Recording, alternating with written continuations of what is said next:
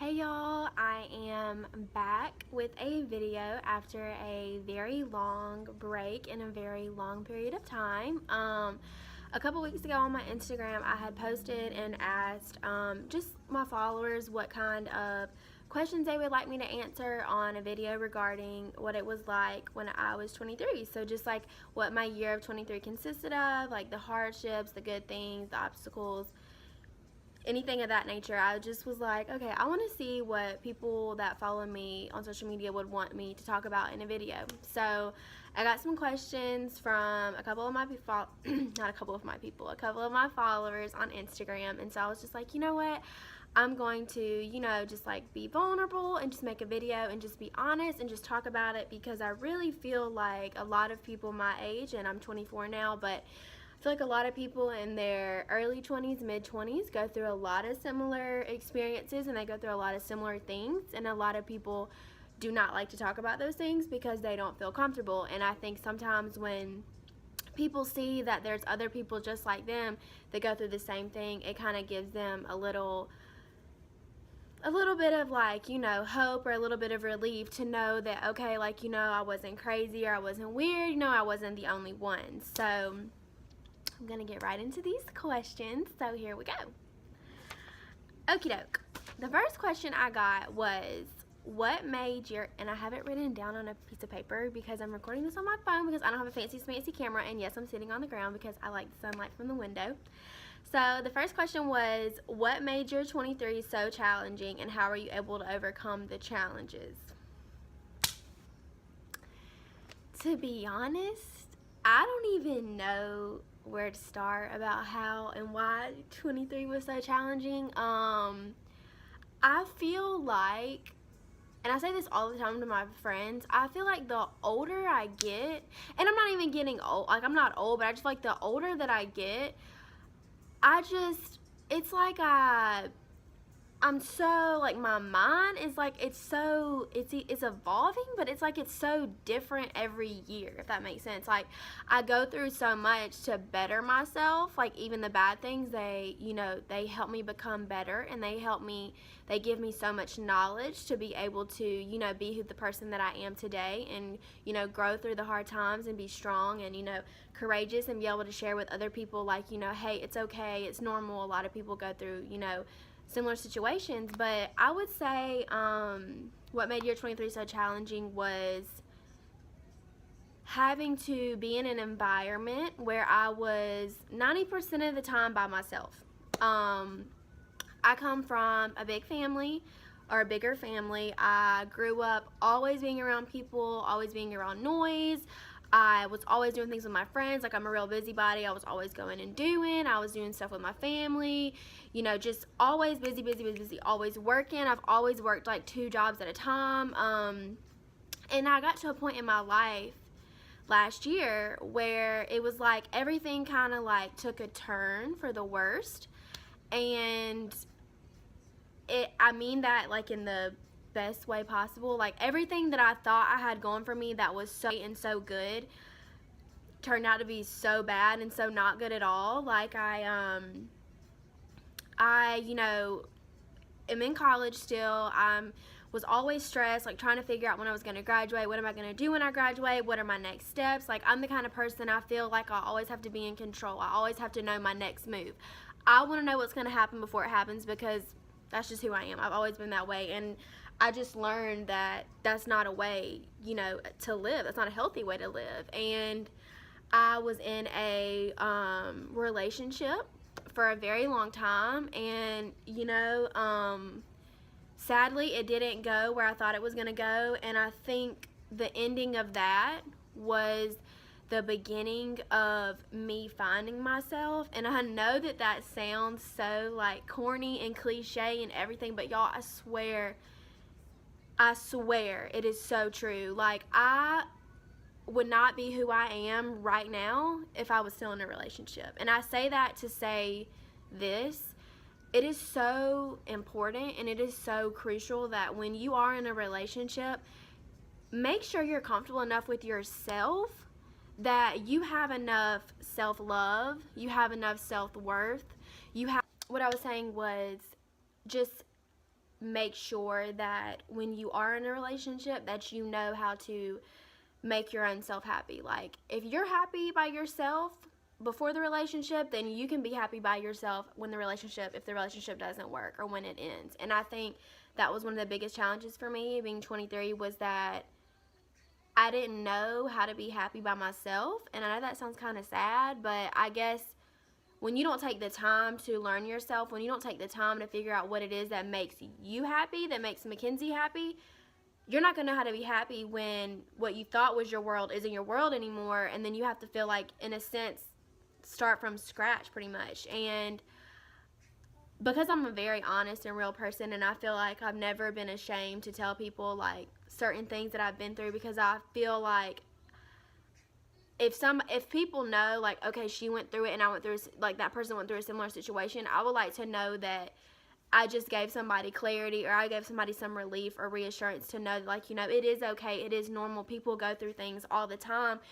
A lot of people just aren't comfortable enough to get on a platform to talk about it. And so I feel like me being the way I am and me not caring because it made me who I am, I don't have a problem sharing in hopes of, you know, helping somebody else. But yeah, I just feel like one of the most challenging things was at 23 was coming out of a long relationship, trying to figure out what else I was going to put my focus on, because sadly I focused a lot on a relationship and things that I shouldn't have had been so focused on if, you know, I were in a better state of mind, or maybe like later on in my life. But I think that just was the best and worst thing that happened to me, like I said earlier, because the worst, because I didn't know who I was afterwards. I didn't know how to be there for myself. I didn't know how to lift myself up. I didn't know how to be alone. And like I said, the environment that I'm in, I'm alone a lot of the time and wasn't used to being alone. And I had to learn to love and be comfortable with being alone. Not as in a relationship, as in physically. Like,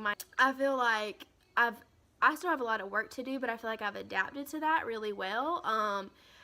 I went through a phase where I hated being alone. Any chance that I got, I was on the road. I was going back home. Which is okay, you know, like, that's not a bad thing. If that's who you are, that's who you are. But I just found myself in a downward spiral almost, and I became depressed. I was extremely depressed. I was very sad and upset all the time. And it's like I knew why, but I didn't really have a whole legitimate reason on why I was sad and depressed.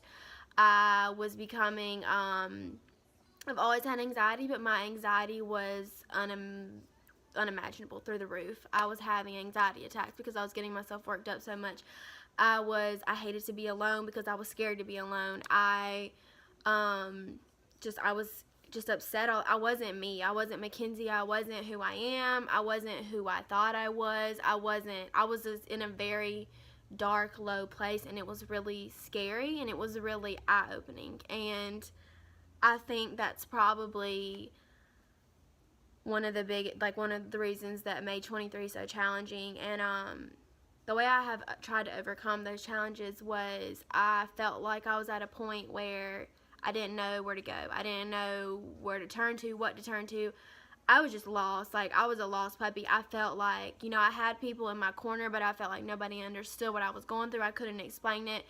I was like running myself crazy, literally. Like, my mind, I felt like I was going crazy. I was obsessing over, like, just different situations, different scenarios, different thoughts in my head that were making me physically ill, like sick to my stomach. And I was like, you know what? I'm going to try to go to, like, some sort of therapy. Maybe it'll be good for me to talk to somebody, work out my problems, figure out my triggers and why they are my triggers. And I'm not ashamed at all. I'm not ashamed to say I've been to therapy. I'm not ashamed to say I've been seeked a counselor. I'm not ashamed of any of that because it's normal. And I will say at first, in my mind, like, it was playing tricks on me. I was like, you don't need that. Like, you're better than that. You're stronger than that. That's embarrassing. Like, how are you going to tell your friends that, you know, your family?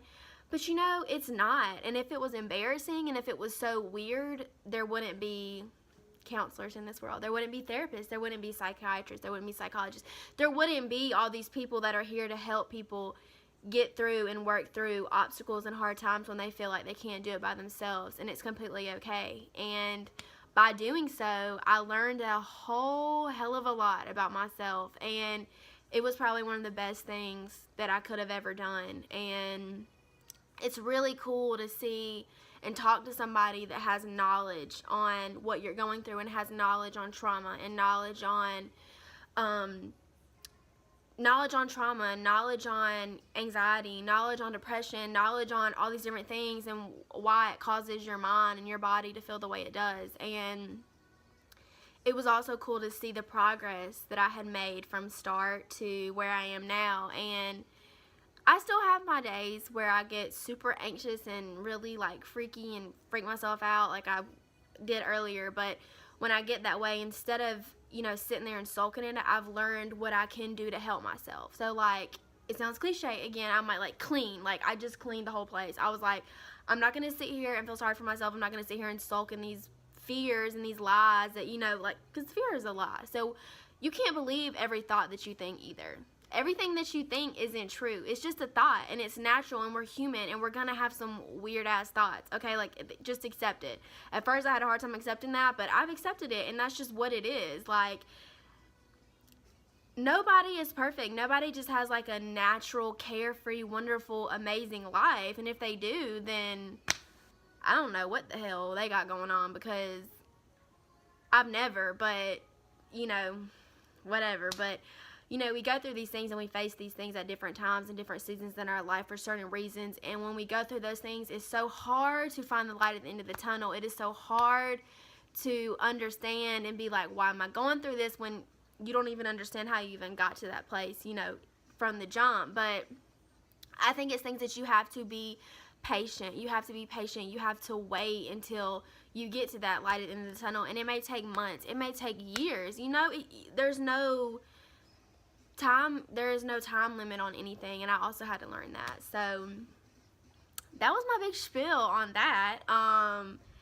Somebody asked me, have I ever traveled to Virginia? And that was my friend who asked me that, who lives in Virginia, and she knows I haven't traveled there. And then somebody said, what makes me happy? I would say what makes me happy is food on a good day. I love food. I don't go to food for like comfort. Like, if you do, you know, like, that's your thing, like, cool. But I just love when I'm having a good day, and I really look forward to like eating in my favorite restaurant or getting some really good like takeout. Like, that's my thing. I love food. I love eating good. My family makes me happy. Love my family. Big family person. Love my sisters. Love my brother. Love my mom and my dad. My best friends make me happy. Hanging out with them makes me happy. Clothes make me happy. Shopping makes me happy. You know, the regular schmegular stuff in every girl, whatever, that makes them happy. Just, you know, I just feel like being at peace and being calm also makes me happy, because I know what it feels like to always feel so, everything is so hectic and you just feel like you have no grasp on anything. And so I feel like when I am in those moments of being at peace and I am calm, it's so relaxing, and it makes me happy to know that, you know, there are times where more than half the time you can be at peace with yourself and with your life. It's a mental thing, and you gotta have that, you just gotta be positive. You gotta speak positive. Somebody else asked me, what was the biggest letdown that you received from this year? The biggest letdown of 2018?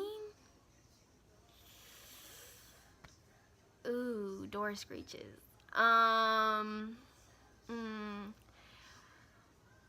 Probably finding out that a couple of people that I thought were really my friend and had my best interest at heart didn't.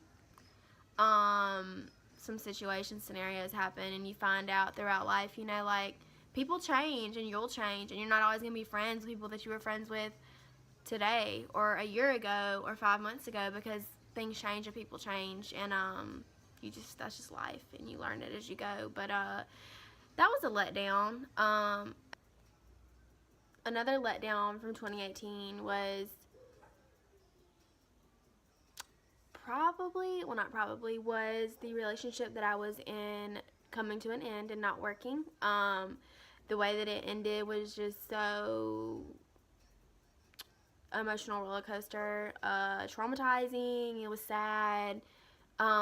just a flow of like in a mix of different emotions. But I am confident in knowing that everything happens for a reason, and I'm not going to worry about it. You know, that's the past. It is what it is. I wouldn't be saying what I'm saying right now and gone through some of the things that I've gone through to get to this point of who I am in this very moment if it weren't for that. So, like Ariana Grande says, thank you, next. But yeah, I kept getting a lot of questions that were like centered around what we've already talked about, the same thing. What was your biggest obstacle this year? And I feel like I've already obviously let y'all know what my biggest obstacle was. One of the last questions I got was, will you be giving more style inspiration in the new year? Would I be who I am if I wasn't?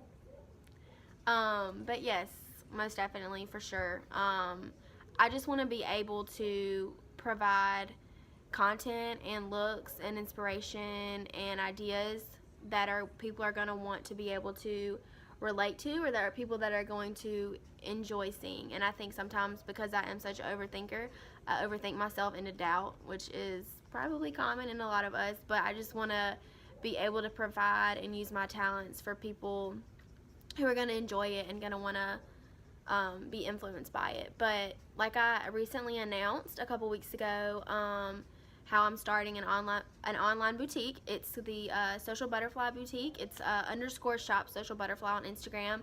I will be bringing in looks and styles spring 2019, so mid-March, beginning of April. I'm very excited for this. This is something that I've wanted for a really, really long time, and I can't wait to see where it takes off and what the plans that God has for me with it. And yeah, so that was my little video about the little questions that we did, and give it a thumbs up if you liked it. Comment if you want to comment. Share if you want to share. I never really made videos for clout or for views or likes or anything like that. I do it because I feel like it's kind of it helps me kind of. So I do it for me, and I do it for people who relate or like to watch. So thanks for watching, and I'll see you guys next time.